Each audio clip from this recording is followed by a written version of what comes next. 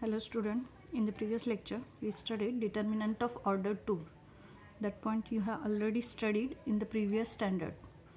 So see, in determinant of order 2, that means the arrangement of 4 elements which is enclosed between two vertical bars, and the arrangement is in 2 rows and 2 columns, which is called as determinant of order 2.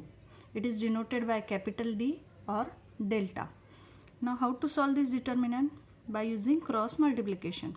Here we multiply a11 to a22, which is our first term, and minus a21 a12. Okay, cross multiplication, and middle में minus sign आना चाहिए. Here aij represent the elements in ith row and jth column. So aij मतलब a11, तो I means 1 है, यहाँ पे J means 1 है. That means this element lies in first row first column. It represents its position. Similarly A22, that means this element lies in second row second column. तो Aij means position of that particular element. Element means numbers in determinant. तो determinant के अंदर जो भी numbers है which is denoted by element, and determinants are denoted by capital D or delta. So this is the determinant of order 2. तो उसके बाद कुछ एग्जांपल्स भी देखे थे. तो देखो क्रॉस मल्टीप्लिकेशन करना है. सो 3 into 5, पहले लेफ़्ट टू राइट पहले मल्टीप्लिकेशन, फिर right to left. Left to right ही है, अप एंड डाउन पहले करना है और फिर डाउन एंड अप. तो ऐसे करना है पहले और बाद में ऐसे. सो 3 into 5 माइनस 2 into 7. तो डी की वैल्यू 1 मिल गई. सिमिलरली यहाँ पे एक्सरसाइज 6.1 में से कुछ एग्जांपल सॉल्व किए. क्रॉस मल्टीप्लिकेशन, ये आप टर्म स्किप करोगे, ये स्टेप स्किप करोगे, डायरेक्ट ये लिखोगे तो भी चलेगा. यहाँ पे कुछ एलिमेंट्स जो आई में हैं which represent complex numbers. We know that value of i square which is equal to 1. So here we use the value of i square. So 2i into minus i, तो यहाँ पे i square बन गया. तो i square की value -1 put की, तो आपको यहाँ पे आंसर -10 मिलेगा. Similarly find the value of x. अगर x की वैल्यू फाइंड आउट करना है तो हमें दोनों साइड दिए हुए होनी चाहिए. तो सिर्फ एक ही साइड लेके आप x की वैल्यू फाइंड आउट नहीं कर सकते. LHS RHS दोनों साइड होनी चाहिए. तो उसके बाद यहाँ पे भी डिटर्मिनेंट सॉल्व करोगे बाय यूजिंग क्रॉस मल्टीप्लिकेशन. तो 2 into 5 10 मिलेगा, 4 into 3 12 मिलेगा. यहाँ पे x into 5 5x मिलेगा, 2x into 3 6x मिलेगा. तो 10 minus 12 minus 2, 5x minus 6x minus 1. So here we get value of x equal to 2. तो ये हमने लास्ट लेक्चर में देखा है. Now the determinant of order 3. Same way, arrangement of 9 elements. So there are 9 elements. Arrangement of 9 elements in 3 rows and 3 columns, and which is enclosed between two vertical bar is called as determinant of order 3. Horizontal arrangement जो है which is called as row, and vertical arrangement जो है which is called as column. तो 9 elements की ऐसे arrangement की है जो 3 रोज में है, 3 कॉलम्स में है, एंड जो 2 वर्टिकल बार के बीच में इनक्लोज है which is called as determinant of order 3. ये जो बार दिए हैं ये नोटेशन है डिटर्मिनेंट का. और डिटर्मिनेंट के अंदर जो आप नंबर्स लिख रहे हो कहीं पे भी कॉमा डॉट कुछ भी नहीं देना है, सिर्फ नंबर के बीच में स्पेस दिखना चाहिए. Now how to expand this determinant. So see क्या करना है, इसको एक्सपांड कैसे करना है. तो सबसे पहले फर्स्ट नंबर क्या है, तो A11. तो हम क्या करेंगे, A11 को यहाँ पे लिखेंगे. उसके बाद A11 जिस रो में है और जिस कॉलम में है उस पार्ट को स्किप करेंगे. ठीक है. तो फिर क्या पार्ट बचा, तो ये 4 एलिमेंट्स का, तो वो यहाँ पे लिखेंगे डिटर्मिनेंट में. A22, A23, A32, A33. मैंने क्या किया, A11 जिस रो में है और जिस कॉलम में है वो पार्ट स्किप किया और बचा हुआ पार्ट यहाँ पे लिखा है. तो ये होगी first term. Second term always negative. Determinant of order 3 solve करने की प्रोसीजर जो है उसमें सेकेंड टर्म ऑलवेज निगेटिव आती है.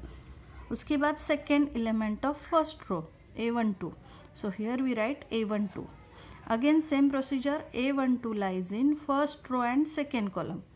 So first row, second column. So we skip that numbers and the remaining elements are A21, A31. A23 A33 plus third term always positive, third number of first row A13. Again same procedure, A13 lies in first row last column. So here we skip first row last column. So remaining elements are A21 A22 A31 A32. ठीक है, अब यहाँ पे determinant of order 2 दिख रहा है. अब इसके बाद क्रॉस मल्टीप्लिकेशन, तो हर जगह पे आपको क्रॉस मल्टीप्लिकेशन करना है. ठीक है, सो आपको यहाँ पे इसका एक्सपांशन मिलेगा A11 ब्रैकेट में इन दोनों का multiplication A22 A33 minus A32 A23 minus A12 as it is bracket में इन दोनों का cross multiplication A21 A33 minus A31 A23 plus A13 into bracket again cross multiplication A21 A32 minus A31 A22. ठीक है, this is the expansion of determinant of order 3. अब यहाँ पे numbers होते हैं तो फिर आगे का कैलकुलेशन आप कर सकते हो. Now see the examples. So exercise 6.1.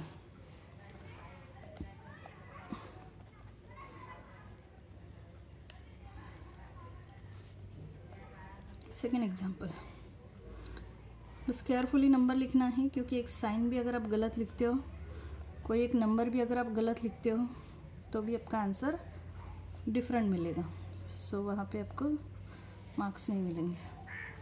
So first we denoted as this determinant as D. अब कैसे सॉल्व करना है देखो, जैसे प्रोसीजर मैंने बताई है. फर्स्ट एलिमेंट, तो यहाँ पे 3 है फर्स्ट एलिमेंट, तो मैं यहाँ पे 3 लिखती हूँ. 3 lies in first row and first column, तो ये पार्ट स्किप करेंगे, तो बचा हुआ पार्ट 8 9 7 0. ठीक है, सेकेंड टर्म ऑलवेज निगेटिव, तो यहाँ पे बाद में देखना है नंबर क्या है, पहले निगेटिव साइन लिखना. अब नंबर भी निगेटिव है तो ब्रैकेट में लिखो -5. Again same procedure, -5 lies in first row and second column, so here we skip that numbers, so the remaining elements are 1 3 9 0. third term always positive. next number है 2. 2 lies in first row and last column, so here we skip first row and last column, so remaining elements are 1 8 3 7. क्या किया expansion मैंने, first number 3 लिखा, 3 जिस रो में है जिस column में वो स्किप किए, रिमेनिंग एलिमेंट्स डिटर्मिनेंट में लिखे, माइनस टर्म प्रोसीजर की है, सेकेंड एलिमेंट -5 है. Again skip that first row and second column, remaining elements are 1 3 9 0. Next second elements 2 first row and last column में, तो उसे स्किप किया तो क्या बचा 1 8 3 7. अब उसके बाद क्रॉस मल्टीप्लिकेशन, सो 3 इंटू 8 इंटू 0 0. अब ये कैलकुलेशन डायरेक्ट करके लिखो, ज़्यादा डिटेल में लिखोगे तो फिर कुछ मिस्टेक हो सकती है साइन के बारे में, तो बेस्ट वे मल्टीप्लिकेशन करके लिखो. 8 0 0 minus 7 9 are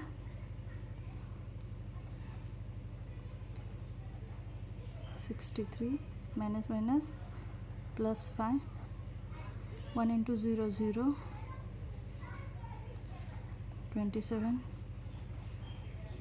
1 into 7 7 24. Okay, no subtraction. 3 into 0 minus 63. अब यहाँ पे बहुत स्टूडेंट मिस्टेक करते हैं, 0 में से 63 माइनस कर रहे तो प्लस 63 लिख देते, तो ऐसा नहीं है. तो 0 में से -63 करो तो इसका आंसर -63 आएगा. यहाँ पे प्लस 5 इंटू 0 माइनस 27, सो -27 आएगा. Plus 2 into 7 minus 24. 24 में से 7 माइनस करना है, तो 4 एंड 3 माइनस करेंगे तो यहाँ पे आएगा -70. ओके, अब मल्टीप्लिकेशन. अब यहाँ पे प्लस है माइनस है, मतलब आंसर माइनस आएगा. 3 3 ज़ा 9, 3 6 ज़ा 80. उसके बाद ये प्लस है, माइनस है, मल्टीप्लिकेशन माइनस आएगा. 5 7 ज़ा 35, 3 आएगा. 5 2 ज़ा 10, 10 प्लस 3 13 एंड 17 2 ज़ा 34. अब तीनों नंबर निगेटिव है, सो एडिशन होगी और बिगर नंबर है 189 जो कि निगेटिव है, सो आंसर भी निगेटिव आएगा. अब एडिशन करो, 9 + 5 + 4, तो 9 + 9 18 हो जाएगा, 1 कैरी होगा, 3 + 4 7, 7 + 8 15, 1 कैरी होगा 3 माइनस 358, ये मिल गया इसका आंसर। नेक्स्ट, अब प्रोसीजर सेम है, नंबर चेंज होते जाएंगे लेकिन प्रोसीजर यही रहेगी डिटर्मिनेंट ऑफ ऑर्डर 3 सॉल्व करने की, ठीक है। ज़्यादा से ज़्यादा प्रैक्टिस करो और करेक्ट आंसर आपको मिलेगा इसका, इसकी ज़्यादा से ज़्यादा प्रैक्टिस करोगे तो ही आपको करेक्ट आंसर मिलेगा, अदरवाइज आपको करेक्ट आंसर नहीं मिलेगा। सो बी केयरफुल, और एक्सरसाइज में से सभी सॉल्व करो, जो सॉल्व करके दिए है उसकी प्रैक्टिस करो, बिना देखे करो, आपको जितना हो सकता है इतनी ज़्यादा से ज़्यादा प्रैक्टिस करो ताकि आपका आंसर करेक्ट आ जाएगा। Now the third example, 1i3 i³ 2 5 and 3 2 i⁴। अब यहाँ पे i की टर्म है, that means it is a complex numbers, so here we denoted as this determinant as D. Now same procedure, first element 1 lies in first row and first column, so we skip that first row and first column, इसे skip करेंगे तो 2 5 2 i⁴ minus I into bracket, I lies between first row and second column, तो first row second column को skip करेंगे तो i³ 3 and 5 i⁴ plus 3 into, फिर से वही 3 जिस रो में है और जिस कॉलम में उसे स्किप करेंगे तो i³ 2 and 3 2, ठीक है। तो यहाँ पे हमने डिटर्मिनेंट को एक्सपांड किया। Now the cross multiplication, so 1 into bracket 2 into i⁴, तो एक लेटर एक नंबर है एज इट इज़ रहेगा, and 5 into 2 10 minus i into bracket i³ into i⁴, तो मल्टीप्लिकेशन जब आप करते हो तो इंडेक्स की एडिशन होगी, 3 + 4 7 हो जाएगा, माइनस 5 इंटू 3 15 हो जाएगा, प्लस 3 इंटू i³ इंटू 2, सो 2i³ माइनस 3 2 ज़ा 6। अब और सिंप्लीफाई करेंगे मल्टीप्लिकेशन, तो देखो 1 से ब्रैकेट में मल्टीप्लाई करोगे वही नंबर रहेगा, सो 2 i⁴ माइनस 10, उसके बाद माइनस i से मल्टीप्लाई करोगे तो minus i⁸ minus minus plus, यहाँ पे 1 है यहाँ पे 7 है, तो 1 + 7 8 हो जाएगा, ये माइनस माइनस प्लस हो जाएगा, 15 इंटू i 15i बन जाएगा, प्लस 3 2 ज़ा 6 6i³ माइनस 6 3 ज़ा 18।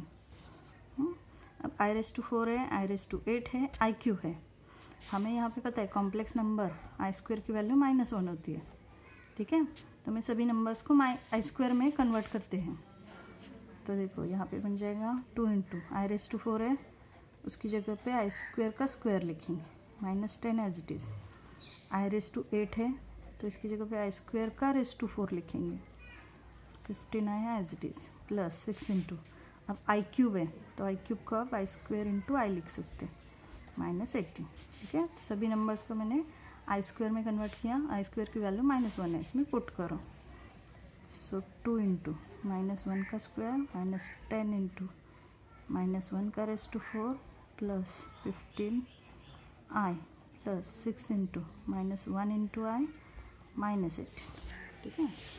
अब जैसे कि हमें पता है -1 का ⁴ अगर इवन नंबर है तो वो नंबर पॉजिटिव बन जाता है, और अगर ऑड नंबर है तो वो नंबर निगेटिव बन जाता है।